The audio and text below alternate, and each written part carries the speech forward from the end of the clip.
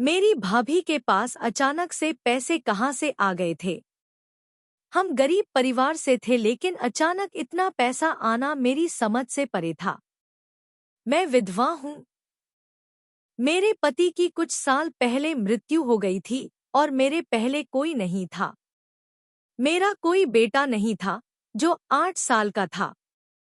मेरा साथी बहुत छोटा था और अब मैं 28 साल की हो गई थी। मेरे पति की मृत्यु के बाद मुझे सिर्फ मेरी भाभी का ही सहारा था। माता पिता के घर में सिर्फ मेरी माँ थी, जो शादी के अगले साल ही चल बसी। मैं इस दुनिया से चली गई थी और मुझे अपने किसी भी रिश्तेदार से कोई उम्मीद नहीं थी कि वो मेरा और मेरे बेटे का साथ देंगे। इसीलिए मैंने देवरा के साथ रहने का फैसला किया। मेरे दूर के रिश्तेदार आकर मुझे समझाने लगे कि देवरा मेरे लिए अजनबी है और मैं उसके साथ रहती हूँ। एक ही छत के नीचे नहीं रहना चाहिए, तो मैं उनसे कहती कि आप लोग मुझे अपने घर में रख लो, लेकिन मेरी बात सुनकर वे मान जाते। आज के समय में कोई किसी का बोझ नहीं उठाता, लेकिन मेरे जीजा ने मुझसे वादा किया था कि वह मेरा और मेरे बेटे का सहारा बनेगा। सबने हमें बहुत परेशान किया। हमारा एक ही छत के नीचे रहना गलत है, लेकिन इसके बावजूद भी कोई मेरे साथ रहने को तैयार नहीं था। मैं समझती थी कि लोग सिर्फ बातें बना रहे हैं। अगर लोगों को मेरी सजा की इतनी चिंता थी तो मैं समझती थी कि लोग सिर्फ बातें बना रहे हैं। अगर मैं वहां होता तो वे मेरा साथ देते, लेकिन उन्हें मेरी कोई चिंता नहीं थी। उनका एकमात्र उद्देश्य मुझे परेशान करना था और कुछ नहीं। मैंने दूसरे इलाके में रहने का फैसला किया। मेरी भाभी ने कहा कि उन्हें इलाके का माहौल पसंद नहीं है। मैं उनकी बड़ी बहन के घर में रहने लगा। यह बहुत ही सुहाना है कि वहाँ महिलाओं का इस्तेमाल किया जाता है, संगीत, और मैं उसकी देखभाल करने के लिए पर्याप्त हूँ और उसकी देखभाल करना मेरी जिम्मेदारी है। अपने जीजा की बात सुनकर मुझे बहुत राहत मिली, लेकिन मैं समय के बटन से परेशान था। फिर मेरे जीजा ने सुझाव दिया कि हम यह जगह छोड़ दें और कहानी पर चलें। मुझे उनकी बातें बहुत अच्छी लगी, इसीलिए मैं शहर छोड़कर यहाँ आ गया। हमें कोई नहीं जानता था और हम किसी से बात भी नहीं करते थे, कोई रिश्ता भी नहीं रखते थे, क्योंकि हमारे संबंधों पर फिर सवाल उठ जाते। अगर मोहल्ले की कोई महिला मेरे घर आती और मेरे और मेरी भाभी के बीच के रिश्ते के बारे में सवाल पूछती तो मैं उसे जवाब देता कि वह मेरा छोटा भाई है। फिर इस मोहल्ले में मशहूर हो गया कि मैं अपने भाई का भाई भी इसी घर में रहता हूँ, इसलिए हमें यहाँ कोई परेशानी नहीं हुई। मेरे यहाँ मेरी शादी से मेरा साला था, जिसे मैंने यहाँ आने से पहले ही बेच दिया था। यहाँ तक कि मेरे साले ने अपना कारोबार शुरू कर दिया था और उसका कारोबार दिन दुगना और रात चौगुना बढ़ रहा था। वह तरक्की करता रहा और घर में खूब पैसा आने लगा। मैंने तेवर से कई बार उसके कारोबार के बारे में पूछा, लेकिन उसने हर बार जवाब दे दिया। फिर मैंने भी ज्यादा पूछताछ नहीं की। मेरे लिए यही काफी था कि मेरे जीजा को पैसे मिल रहे थे। ठीक है, वह इंसान था, मुझे उससे किसी गलत काम की उम्मीद नहीं थी, इसीलिए मैं ज्यादा परेशान नहीं हुआ। मेरी भाभी को बहुत सारा पैसा मिला और हमने यह मोहल्ला छोड़ दिया और एक बहुत बड़ा घर खरीद लिया। अब हम घर में रहने लगे। हमारा राज अमीरों वाला होना चाहिए। बहुत सारा पैसा मिलने की वजह से सारे रिश्तेदार गरीब हो गए और फिर से हमारे घर आने लगे। मेरी भाभी की शादी नहीं हुई थी और मेरी भाभी के पैसे देखकर सबकी आंखों में चमक आने लगी और मैं उन सब लोगों की आंखों में खटकने लगा। देवरा के साथ रहने पर तो उन्हें पहले से ही आपत्ति थी, पर अब तो वे और भी ऊंची आवाज में बोल रहे थे। और कुछ नहीं तो उन्होंने कहा कि तुम देवरा से शादी कर लो, नहीं तो अलग रहो, उसके साथ रहना तुम्हारा ठीक नहीं है। सबकी बटन ने मेरा दिल दुखाया था। वाकई मेरा उसके साथ रहना ठीक नहीं था, पर जब उसने लोगों से कहा कि मुझे अपने साथ रखो, तो उन्हीं लोगों ने आंखें मूंद ली। बड़े घर में आकर मैंने एक समझदार नौकरानी रखी जो हर समय हमारे साथ रहती थी। यानी अब मैं ही घर में रहता था। वो अकेली नहीं रहती थी। अमीर बनने के बाद उसके जीजा ने दूसरा काम शुरू कर दिया। वो हर महीने 50 लड़कियों की शादी करवाता था। वो लड़कियां बहुत गरीब घर की होती थी। फिर शादी होने के बाद वो हनीमून के दौरान जोड़े को तीर्थ यात्रा पर भेजता था और मुझे इस बात की बहुत खुशी थी कि मेरी जीजा खुद खर्च उठाती थी। लेकिन अजीब बात ये थी कि जब भी मैं लड़की होती और विधवा होकर वापस आती तो मुझे चिंता होने लगती थी, क्योंकि ऐसा हर लड़की के साथ होने लगा था। ये बातें सुनकर मुझे चिंता होने लगी। मेरी भाभी भी चिंतित थी, क्योंकि उसने गरीब लड़कियों की शादी करवाने और उन्हें अनाथालय भेजने का काम अपने हाथ में लिया था। लेकिन ये अजीबोगरीब बात होने लगी। मेरी भाभी ने कहा कि मैं किसी लड़की को इस बारे में नहीं बताऊंगी। यह मत बताना कि जो भी लड़की शादी के बाद तीर्थ यात्रा पर गई है वह जाति की है, वह विधवा होकर लौटी है।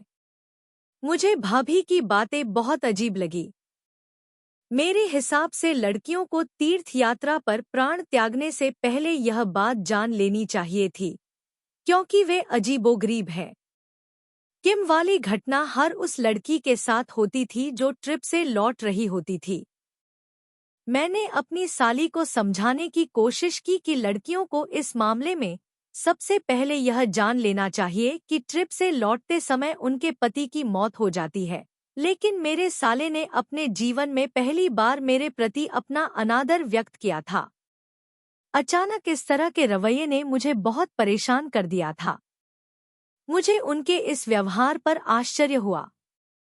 आज से पहले मेरे जीजाजी ने मेरे साथ ऐसा ही व्यवहार किया था। उन्होंने मुझसे कभी बात नहीं की थी, बल्कि वे मुझे अपने भाई की विधवा मानते थे और इस तरह वे मुझे अपनी बड़ी बहन मानते थे। लेकिन आज जिस तरह से मैंने उनसे बात की, मुझे अभी भी उनके व्यवहार पर यकीन नहीं हो रहा है। मेरे जीजाजी मुझे बदतमीजी कहकर गए थे, जबकि मैं इस बात से परेशान थी कि मेरे जीजाजी को क्या हो गया। मैंने अपने बेटे को खाना खिलाकर सुला दिया, जबकि मैं खुद भी अपनी नींद खो चुकी थी, क्योंकि जीजाजी ने हरकत कर दी थी। दिन ब दिन यह अजीब होता जा रहा था।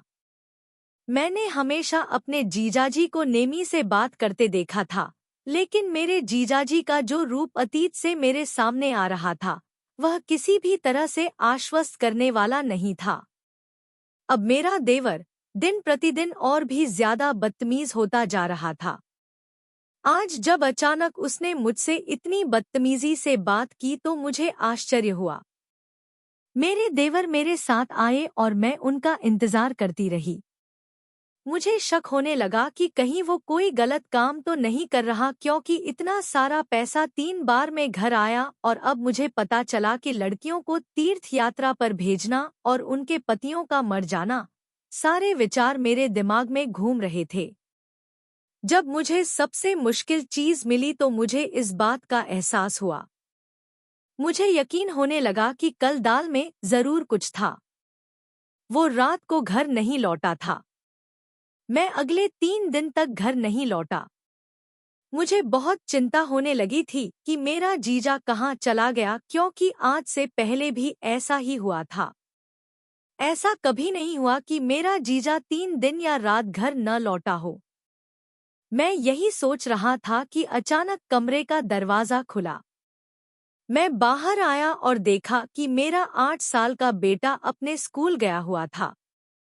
दिन का समय था। वह कभी भी दिन के इस समय मेरे कमरे में नहीं आता था, लेकिन आज वह इस हालत में मेरे कमरे में आया। मैं उसे देखकर हैरान रह गया, क्योंकि मेरा साला शराब के नशे में था।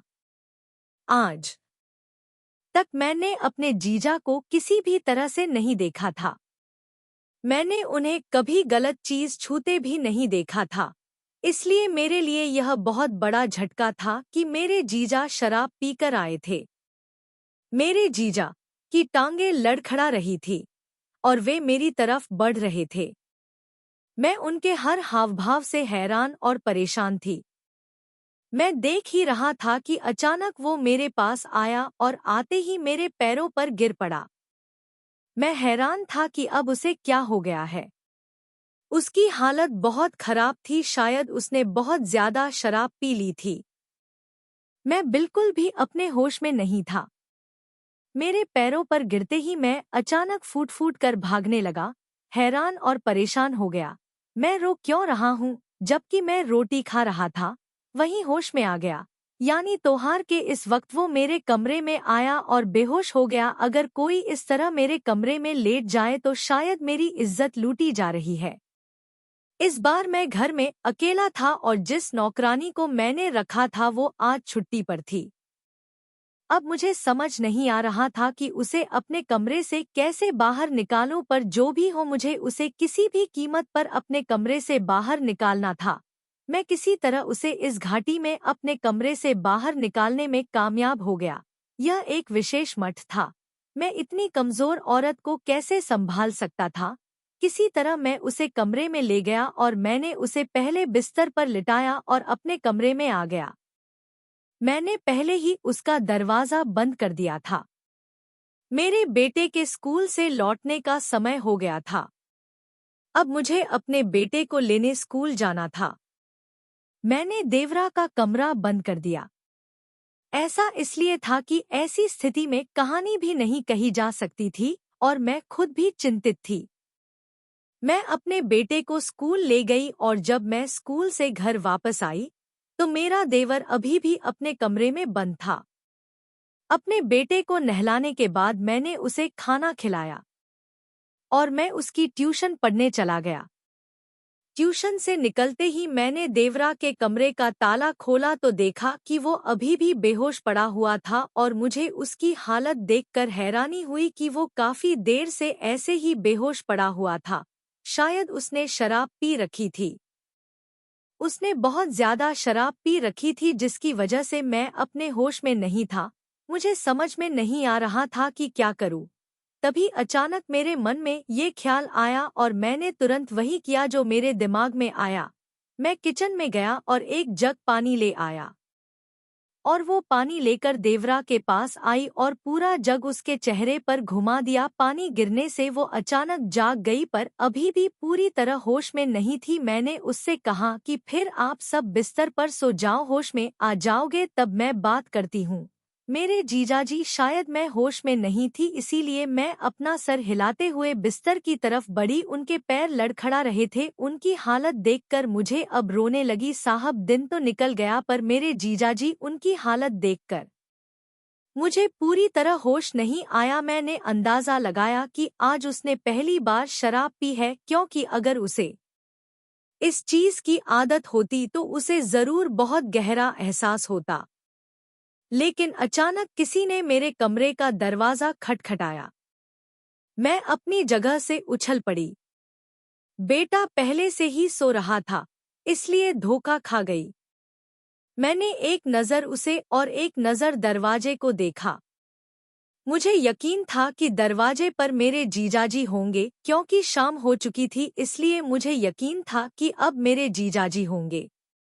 मेरा नशा उतर चुका होगा। अब हर हाल में मुझे इसका कारण पता था। आखिर मैं क्या कर रही हूँ। मैं धीरे धीरे धीमे कदमों से दरवाजे की तरफ बढ़ी, उत्तर दिशा की ओर जाने का विचार कर रही थी और मेरे बेटे ने धीरे से दरवाजे की कुंडी खोली। बाद में जब मैं बाहर गई तो देखा कि मेरा जीजाजी बाहर खड़ा था, पर इस वक्त मैं बिल्कुल अलग थी, क्योंकि मैं वहीं थी। उसकी आंखें नीचे थीं, वहीं थी, और उसकी आंखें नीचे थीं, कबूल कर रही थी कि उसने जो किया उसके लिए वह शर्मिंदा है, पर तब मुझे उस पर बिल्कुल भी शर्म नहीं आ रही थी। मैं जानना चाहती थी कि उसने इतना बुरा काम किया तो उसने ऐसा क्यों किया। मैंने उससे पूछा, तूने आज शराब पी है? इस पर वह मेरी तरफ देखने लगा। उसकी आंखें लाल हो रही थी। उसने धीरे से कहा। उसने अपना सिर हिलाया। आप तो समझ ही गए होंगे कि वह शराब पीकर आया है। मैं तो बस उसके मुंह से यही सुन रहा था। जैसे ही उसने सिर हिलाया, मुझे बहुत गुस्सा आने लगा। मैंने उससे पूछा कि उसने शराब क्यों पी है। उसने मेरी तरफ घूर कर देखा। न तो मैं समझ पाया और न ही शर्म के कारण मैं थोड़ा झुक गया। मैंने उससे फिर पूछा कि उसने शराब क्यों पी है। मेरी बात सुनकर मेरे जीजा जी सिर झुकाकर खाना खाने लगे और बोले कि मैं जानबूझकर शराब नहीं पीता। मेरे दोस्तों ने मुझे डांटा था कि यह तो बस एक साधारण शरबत है। मुझे नहीं पता था मेरे अमीर दोस्त की इसमें कोई लत है। मुझे दवा पर विश्वास था क्योंकि मैं पहले दिन से ही जानता था कि मेरे जीजा जी बिल्कुल भी गलत व्यक्ति नहीं हैं। वे बिल्कुल मेरे बच्चों जैसे हैं। पूरे साल मैंने उसका अपने बच्चों की तरह ख्याल रखा था और उसने भी मुझे अपनी बड़ी बहन की तरह माना था। मैंने उसे समझाया कि एक बड़ी बहन होने के नाते तुम्हें ऐसे अमीर दोस्तों से दोस्ती खत्म कर देनी चाहिए, लेकिन यह सुनकर उसने अचानक अपना सिर उठाया और जिस तरह से उसने मेरी तरफ देखा, उससे एक पल के लिए आश्चर्य हुआ और फिर जब मैंने कुछ कहा, तो उसकी बातें मुझे हैरान कर गईं और वह वहां से चला गया। जाते जाते यह भी कह गया कि अब करीब एक सप्ताह हो गया है, मैं एक सप्ताह तक घर नहीं आ पाऊंगा और एक सप्ताह में उसे एक बहुत बड़ा प्रोजेक्ट पूरा करना है। मैं उससे पूछना चाहता था कि वह ऐसा कौन सा काम करता है जिसकी वजह से उसे इतने पैसे मिल रहे हैं, और यह कौन सा प्रोजेक्ट है जो उसे पूरा करना है। इसे एक सप्ताह में पूरा करना है, लेकिन मेरी बात सुनने से पहले ही वह अपनी बात खत्म करके वहां से चला गया। उसकी कहानी ने मुझे परेशान कर दिया क्योंकि उसने कहा था कि उसके अमीर दोस्तों की वजह से ही उसके घर में इतनी दौलत है। उसके अमीर दोस्तों ने ही उसे इस काम के बारे में बताया था जिसकी वजह से वचन मीना में इतना अमीर बन गया और अब वह किसी भी कीमत पर इस काम को नहीं छोड़ सकता था क्योंकि इस काम को अपनाना तो बहुत आसान है, लेकिन इस काम से बाहर उसके शब्द निकालना बहुत मुश्किल था। उनके शब्द आज भी मेरे कानों में गूंज रहे थे। आज 3 दिन बीत गए पर मेरे जीजा का कोई पता नहीं था। पता नहीं मेरे जीजा कहाँ चले गए और क्या काम कर रहे हैं, जिसके कारण परेशानी में हैं। उन दोनों के बीच इतने पैसे आ रहे थे, मैं हैरान भी थी और चिंतित भी। मैं बस यही सोच रही थी कि आखिर वो क्या काम करते होंगे, पर जवाब मिला नहीं। हाँ, ठीक है। जब जीजाजी घर वापस आए तो मैंने उनसे पूछा कि वह एक सप्ताह के लिए कहाँ गए थे, तो उन्होंने मुझे बताया कि मैं यह सुनकर हैरान रह गया कि वह एक सप्ताह में ही दुबई चले गए, क्योंकि उन्होंने मुझे बताया ही नहीं था कि वह शहर से बाहर जा रहे हैं। और यह मेरे जीवन में पहली बार था कि मैं देश से बाहर गया था, क्योंकि आज से पहले मैं देश से बाहर नहीं गया था। तो मैं देश में रहकर काम कर रहा था। अक्सर वो दूसरे शहर जाता था और मुझसे कहता था कि वो काम के लिए दूसरे शहर जा रहा है, लेकिन आज उसने जो बताया उसने मुझे हैरान कर दिया, क्योंकि दूसरे देश में जाना इतना आसान काम नहीं है। मुझे नहीं पता था कि मेरे जीजाजी एक सप्ताह दुबई में रहकर वापस आए हैं, और जब मुझे पता चला तो मुझे उनकी ये बात सुनकर बहुत आश्चर्य हुआ। तो मैंने उनसे पूछा कि एक सप्ताह दुबई में क्या करना है। वो मेरे साथ ही रह रही थी और ये सुनते ही उसने एक बहुत ही सुंदर सोनी ब्रेसलेट मेरे सामने पेश किया, जिसे देखकर मेरी आंखों में चमक आ गई, क्योंकि रात के इस समय एक सुंदर लड़की वो सोनी ब्रेसलेट रोशनी में चमक रहा था। देखते ही उसकी कीमत का अंदाजा लगाया जा सकता था। मैंने अपने जीजा से पूछा कि उन्होंने इसे कहाँ से खरीदा है, तो उन्होंने कहा कि दुबई के शेख ने उन्हें तोहफे में दिया है। तो मैं उनकी बात पर हैरान रह गया। इतना महंगा तोहफा उन्हें कैसे दिया जा सकता है? वो बिना किसी वजह के क्यों देंगे? उनसे इसका कारण पूछना चाहिए था। तो उन्होंने कहा कि तुमने आम की गुठली खा ली है और मैं इन्हें तुम्हारे लिए रसोई में लेकर आई हूँ, इसलिए इसे मेरी तरफ से उपहार समझना बेहतर है। लेकिन मैंने अपने जीजा को साफ मना कर दिया और कहा कि जब तक तुम मुझे यह नहीं बताओगे कि तुम्हें क्या काम है, तब तक मैं तुम्हें यहाँ नहीं रखूंगी। मेरी धमकी से मेरे जीजा नाराज हो गए और उसे वहां से ले गए। अब मुझे सच्चाई पता चल चुकी थी, क्योंकि आज से पहले मेरे जीजा ने कभी मेरा ख्याल नहीं रखा था। हमने बात नहीं रखी थी और आज मैं बिना कोई जवाब दिए वहां से चली गई थी। धीरे धीरे समय बीत रहा था और इस पूरे मामले को 1 साल बीत चुका था। अब अक्सर मेरे जीजा जी देश से बाहर लगते थे, कभी दुबई में और कहानी। जब भी मैं पूछती तो वो मुझे यही कहते कि चिंता मत करो, तुम्हें घर बैठे ही जरूरत की हर चीज मिल जाएगी। एक दिन में मेरा काम हो गया। दुबई जा रही थी। लग रहा था कि कुछ गड़बड़ है। मुझे ऐसा लग रहा था जैसे दुबई नहीं बल्कि कहानी चल रही हो। तभी तो मैंने जो कहा उसे सुनकर मैं हैरान थी, लेकिन फिर वो मेरी बातों की कद्र करने लगे और अगले ही दिन उन्होंने मुझे तीर्थ यात्रा पर भेज दिया। लेकिन शायद मैं भूल गई थी कि वो मुझे अकेले भेजना चाहते थे, लेकिन असल में मैं लड़कियों के साथ तीर्थ यात्रा पर गई थी। लेकिन तीर्थ यात्रा पर पहुंचते ही जो मैंने देखा उसने मुझे चौंका दिया। मेरे पैरों तले जमीन खिसक गई, क्योंकि न तो मैं तीर्थ यात्रा पर गया था बल्कि वो लड़कियां थी। उनके साथ मैं भी दुबई पहुंच गया था, लेकिन मेरे जीजा ने मुझे वहां देख लिया और फुर्सत में मुझे वापस भेज दिया और कहा कि वो कुछ दिन दुबई में ही रहेंगे और वापस आकर मुझे सब कुछ बताएंगे।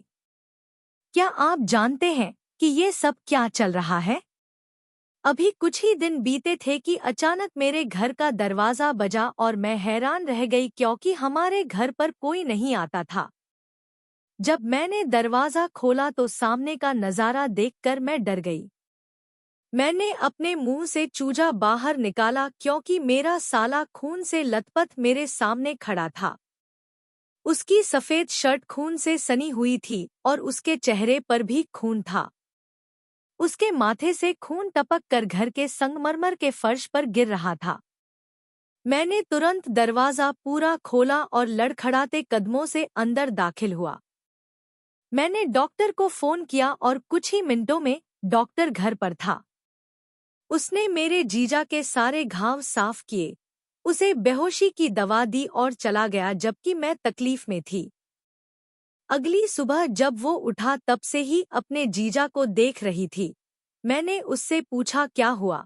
मैं तो दुबई जाने वाली थी, फिर कैसे अचानक? उसने मेरी तरफ देखा और मुस्कुराने लगी कि ये एक गलती का नतीजा था, हमेशा बड़ी होती है।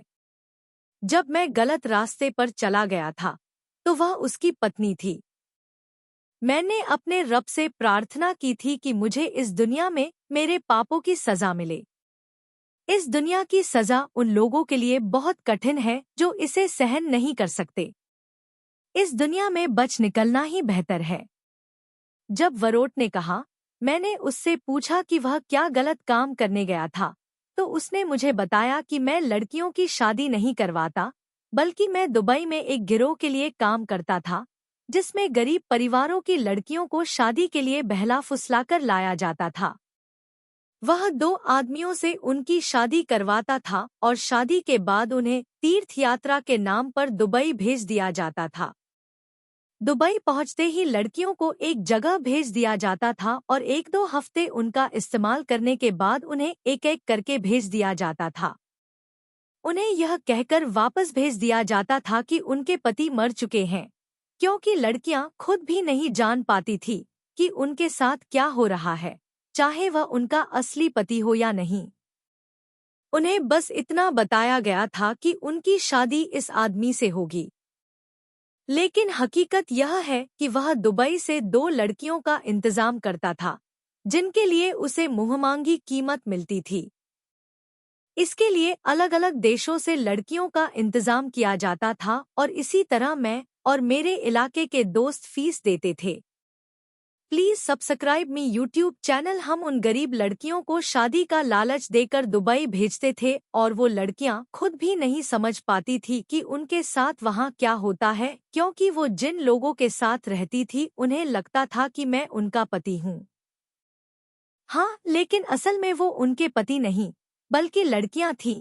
लेकिन किसी तरह मैं वहां से वापस आ गया। मेरे जीजा की बात सुनकर मुझे उससे नफरत होने लगी, क्योंकि उसने 1-2 नहीं बल्कि अनगिनत लड़कियों की जिंदगी बर्बाद कर दी थी। फिलहाल मेरा उसे माफ करने का कोई इरादा नहीं था, इसीलिए मैंने पुलिस को बुलाकर उसे पुलिस के हवाले कर दिया।